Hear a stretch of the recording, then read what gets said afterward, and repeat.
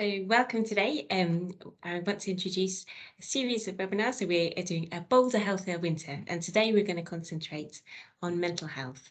My name is Laura Griffith, and I work in the people team in public health in the council. So today we want to introduce a Boulder Healthier Winter. So it's a series of practical resources to enable community leaders and professionals to support communities in Birmingham to stay healthy and well this winter. You can find the recordings of all of these on our website. This week we'll be covering mental health and looking at how you can take care of your own mental health and to help support others as well in the community. This week, as I said, we'll be looking at mental health and we'll be looking at how you can take care of your own mental health and support others in your community as well. So I think the first thing really to address is what we mean by mental health. So mental health is a lot like physical health, where everybody has it, and it's important that we take care of it throughout our lives. Our mental health affects the way we think and the way we feel and act.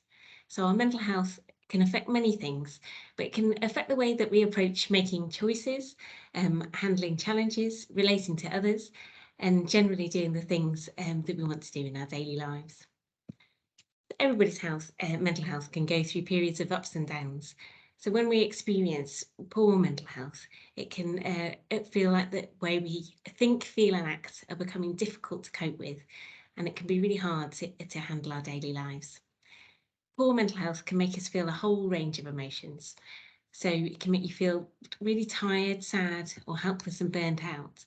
But it can also make you feel angry or agitated, overwhelmed and stressed. And it's important that to note that it can just feel as bad as any physical illness.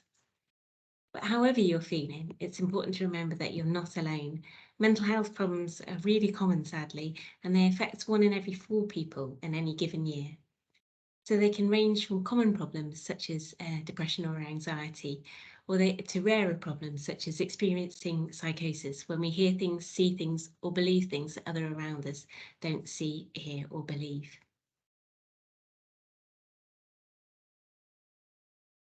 So the next slide, we're thinking about anxiety. So what is anxiety? So we all experience worry from time to time, just as we all experience sadness from time to time.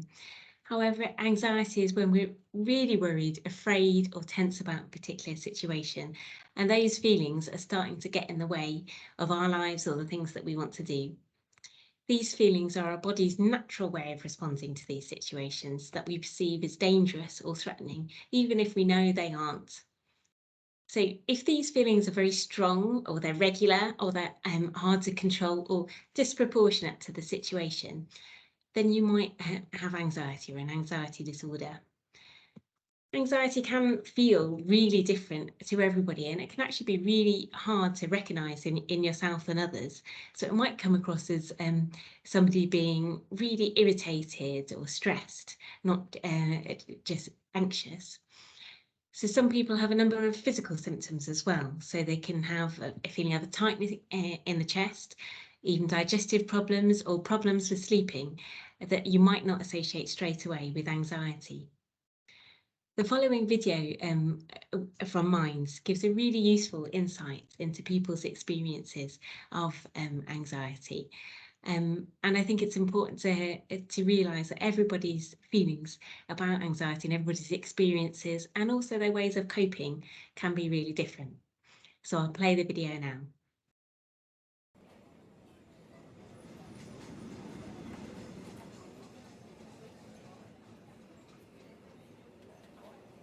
The first time that I experienced anxiety was probably 12 years ago. I'd get the shakes. You know, I'd be sitting at work and I'd physically, the hands would be shaking, so I'd sit on my hand. I didn't know what it was. I didn't know what I was thinking. I didn't know what I was feeling, and I didn't know. I was more like, why am I thinking this? Why am I feeling like this? When I feel at my worst, I just shut myself in and I don't want to talk to anyone. I can't even answer the phone or anything. I felt like I was going to die every day. The symptoms, my heart palpitations, just get stomach pains, pins and needles down my finger, headaches.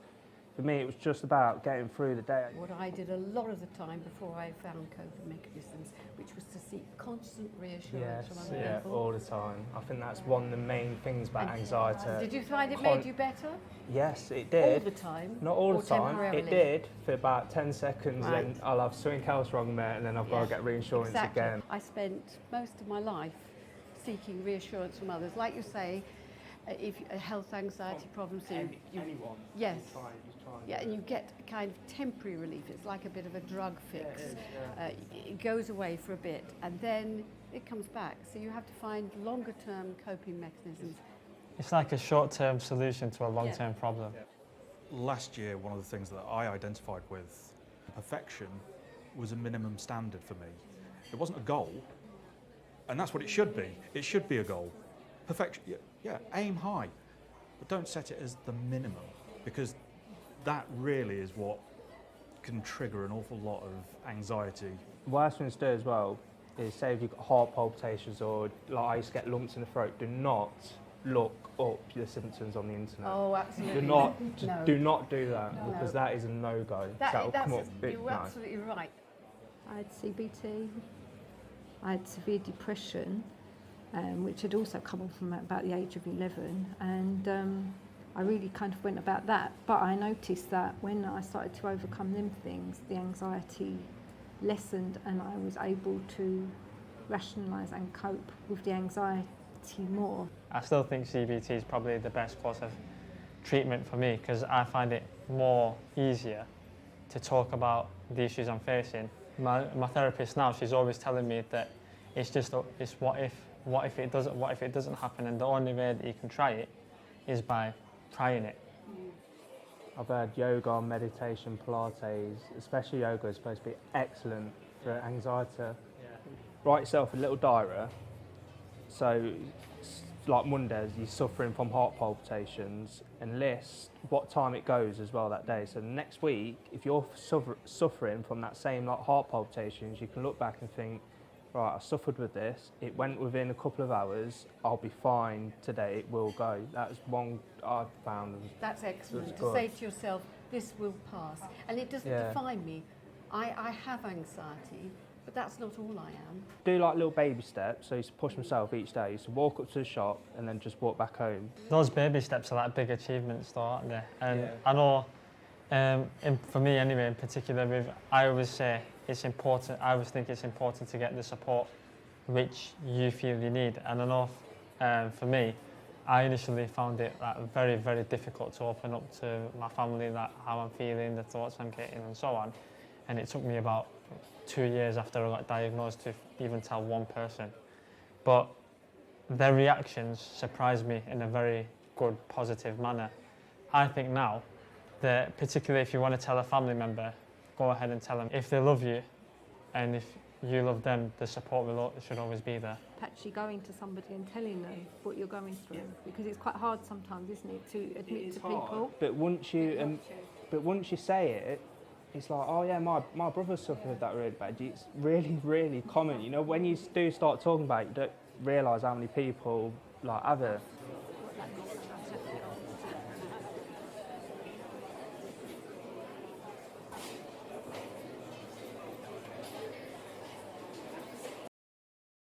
So the next slide is concentrating on what depression is. So in the same way that anxiety isn't just feeling worried from time to time, depression isn't just feeling down or sad sometimes. Depression is actually really difficult to describe to somebody who hasn't felt what it feels like. So it isn't just feeling sad about something one day. It's people with depression say it's feeling like unable to feel anything at all. So people often report feeling worthless, or that they can say that they feel very distant from the world, and things that used to give them pleasure don't give them pleasure anymore. Some people describe this as feeling really detached from the world, like as some people say, living behind a glass wall. Depression can also affect your energy levels, so it can mean feeling really tired and unmotivated, and that can make it really difficult to do some of the things that are recommended for mental health problems. So sometimes as well, it can affect your sleep. So you can sometimes be sleeping too much, find it really difficult to get up in the morning. Or sometimes you might be unable to sleep, having long periods of insomnia. Some people feel it as a physical heavy weight, even a pressing on their chest, or a feeling of meaningless or pointlessness. Again, with like anxiety, people with depression often experience physical symptoms that they might not know are related. So if you're having unexplained aches or pains, or a low sex drive and changes, which means either increase or decrease in your appetite or your weight, those are really well-known physical signs of depression. The main treatments for depression are talking therapies, such as counselling, cognitive behavioural therapy, and you'll often hear that referred to as CBT. And antidepressants, so medication which may relieve the symptoms of depression. However, there are also things that you can try. So staying in touch with people, the research shows, is really important to cope with your depression. And this might feel really hard, but it definitely can help. Also, doing some form of exercise, and that's really hard sometimes to get the motivation to do exercise when you're experiencing depression, but it can mean just walking, and especially if that's outside. It's evidence has shown that that's really helpful for depression. And it's important as well not to drink too much alcohol. So alcohol, although it may make you feel better at the time, is actually a depressant, particularly in the longer term. It's also really important to take care of yourself and eat healthy and nutritious foods, even if you may want to comfort yourself by foods which gives you an immediate sense of well-being, such as sugary food. Eating healthy and nutritious food has been shown to really help with depression. So Forward Thinking Birmingham has access to lots of resources that might help, such as peer support workers for people up to the age of 25, and there are helplines and other resources that are available to support this webinar that are listed on the webpage. So loneliness, it's often missed out of a lot of conversations about mental health. And it's characterised by feeling isolated and alone, and not being able to experience social interaction and relationships that we want to. Some people can feel lonely even when they're with other people, or they live in a really large populated area like a large city. Loneliness is a really common experience, sadly, and the short days and cold weather can be particularly isolating, so it can be particularly hard over the winter months. Loneliness has only worsened, sadly, since in the last few years during the COVID-19 pandemic. There's 7.2 people in a 2021 survey reporting that they always or often feel lonely.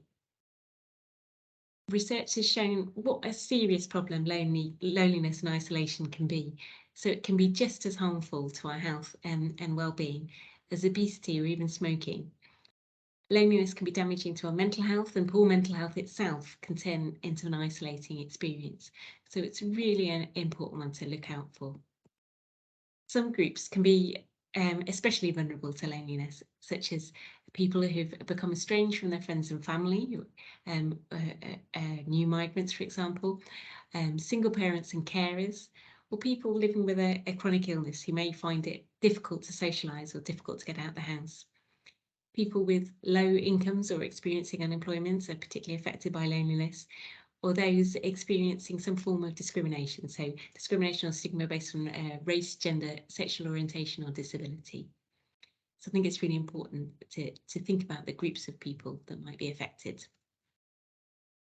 If you're feeling lonely, there's a variety of support available from telephone, befriender hotlines and peer support groups, both online and in person. Information has been shared along this webinar that might be helpful for you, particularly finding local groups which might be useful.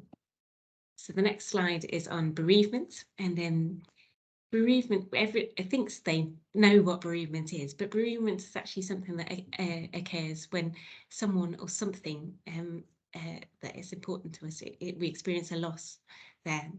We can also experience grief when we face job loss or at the end of a relationship. Sadly, the COVID-19 pandemic has exposed many of us to a disproportionate amount of bereavement, and lockdown restrictions have denied us the opportunity to grieve those losses in a healthy way. And that in itself can have a really significant effect on our mental health, leading to feelings of really complex grief. Bereavement can lead us to experiencing a whole range of emotions that we process, such feelings of shock, numbness, and overwhelming sadness. Often people can feel very angry or feel guilty about some aspect of the situation, feel very confused. And again, some of the more physical symptoms, tiredness and exhaustion, can accompany feelings of bereavement. All these variety of symptoms can be a natural part of the grieving process. However, sometimes feelings of bereavement may become really overwhelming and you might struggle to cope. There are, again, lots of resources and options that you can try for support, for advice. A list of bereavement services is shared with this video, but there are a number of national services such as CRUISE and Good Grief Trust that are available, but also local services, again, CRUISE in Birmingham and a service called Beyond the Horizon.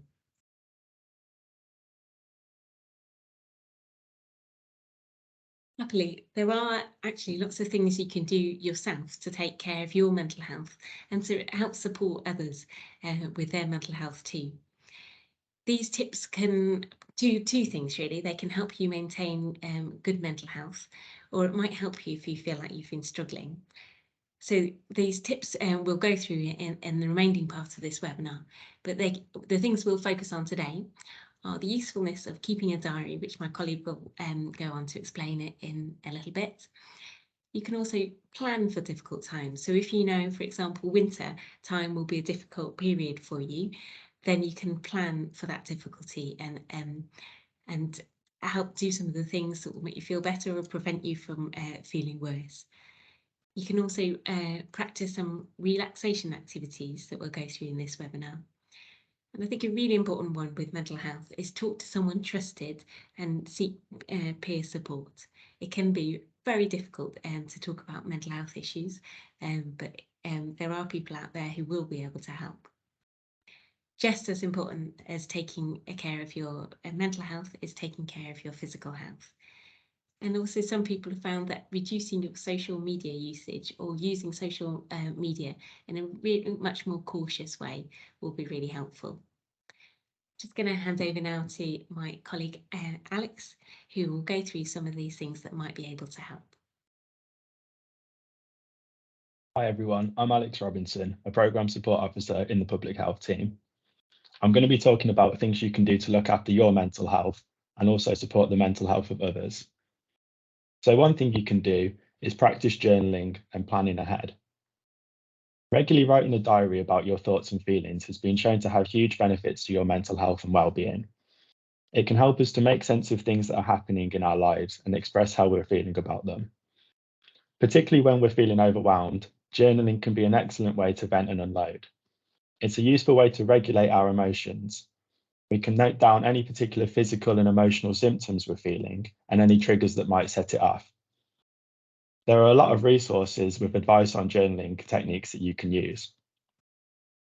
Planning ahead for hard times. It's important that we plan ahead and anticipate things we might experience in the future so that we can prioritize looking after our mental health. When we can rearrange activities that we might find difficult and ensure we make time for things that we enjoy and help us relax.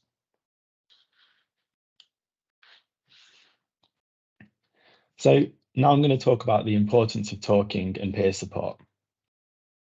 There can be a lot of stigma around talking about mental health, but the more we talk about mental health as something we all experience, the easier it is for people to reach out for help and discuss how they're feeling. It's important that we're persistent, honest, and understanding in encouraging people to talk. We all know that it's good to ask how someone is, but it's often hard to know what to do when they say they're struggling.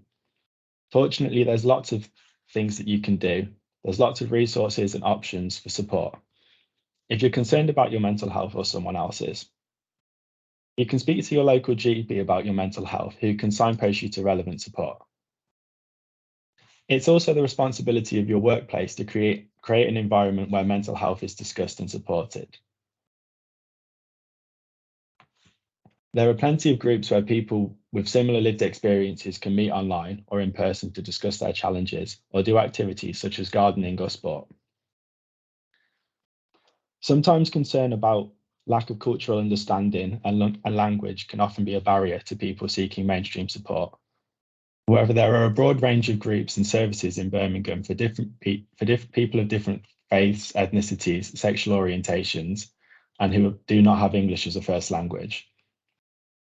The most important thing to do when talking to somebody is to speak to someone that you feel safe talking to.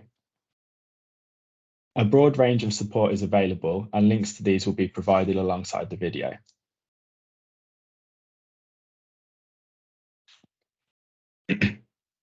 Now I'm going to talk about relaxation, meditation, mindfulness, and prayer. You can think about learning different relaxation techniques that you can use to manage your stress levels. One option could be to practice mindfulness through meditation or prayer. Whether you're a spiritual person or not, taking time to be present and examine your mind can have enormous benefits to your mental and physical health. Whilst mindfulness can be taught in person, there are a range of free and paid apps and resources. The beauty of mindfulness is that you can practice it anywhere, anytime. Let's try a brief 1-minute mindful breathing exercise. Hi, and welcome to Headspace.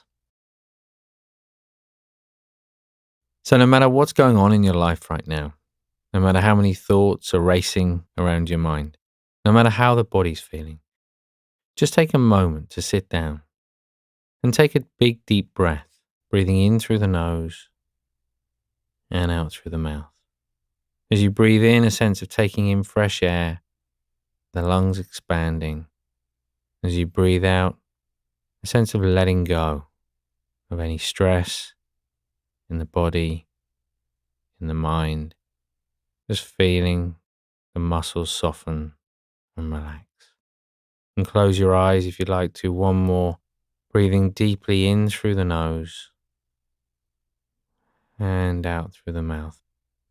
And just take a moment to pause. Allow the thoughts to come and go. And then just gently opening the eyes again.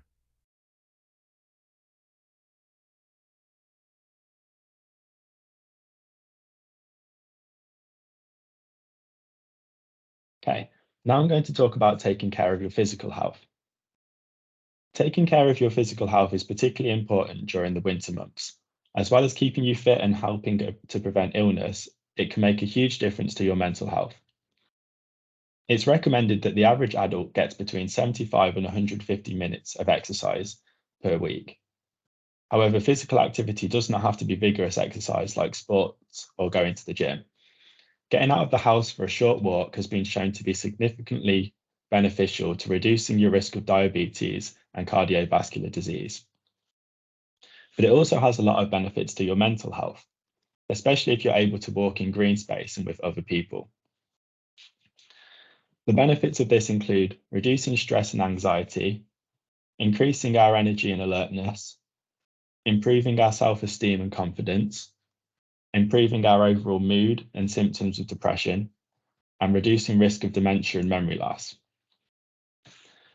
One local service that can provide this support is the Active Wellbeing Society.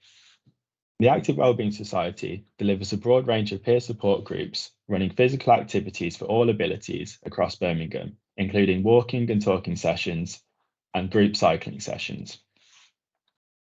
But looking after your physical health can also include basic self-care, like getting washed, dressed, and out of the house every day. Ensuring you maintain a healthy diet and getting enough sleep is also an effective way to keep mentally healthy.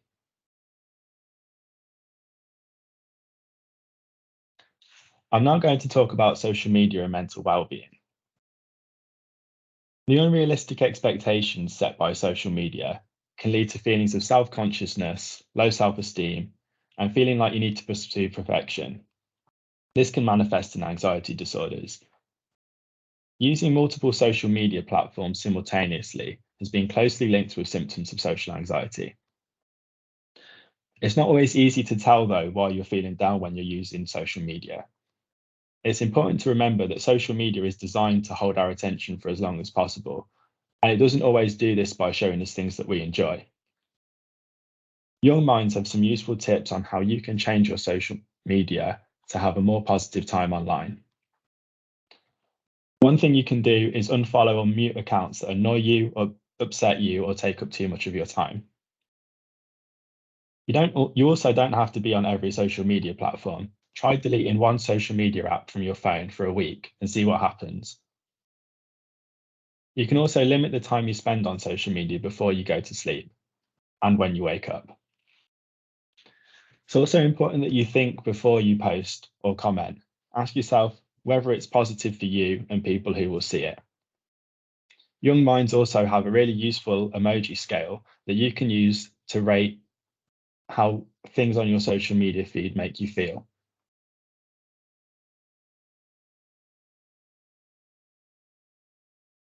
Okay, if you're in a mental health crisis, there are a few things that you can do.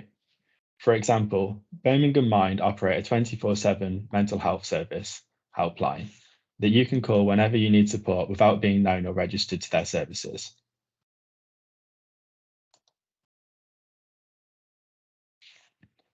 There's a broad range of local and national services that you can use for support on topics discussed today. The contact details for these organisations will be shared alongside this video and on our website. If you're enjoying these sessions and enjoying promoting positive health and supporting your community to improve their health and well-being and want to be more involved, you can volunteer to be a Boulder Healthier Champion. Boulder Healthier Champions are advocates for important health messages in Birmingham. They distribute this information to a wide range of communities and networks. Your role as a Boulder Healthier Champion will be to share the information into your communities to encourage and support health and well-being. We will support you through monthly themed webinars and tailored resource packs. We've previously covered physical activity and how it can be incorporated into our daily lives, as well as the benefits from increasing regular activities, even in small ways. This month we'll be covering cost of living, and in November we'll be talking about diabetes. If this is something that you're interested in, then sign up today by either searching Boulder Healthier Champions Birmingham or by clicking on the link when you receive the slide deck. Thank you for joining us today.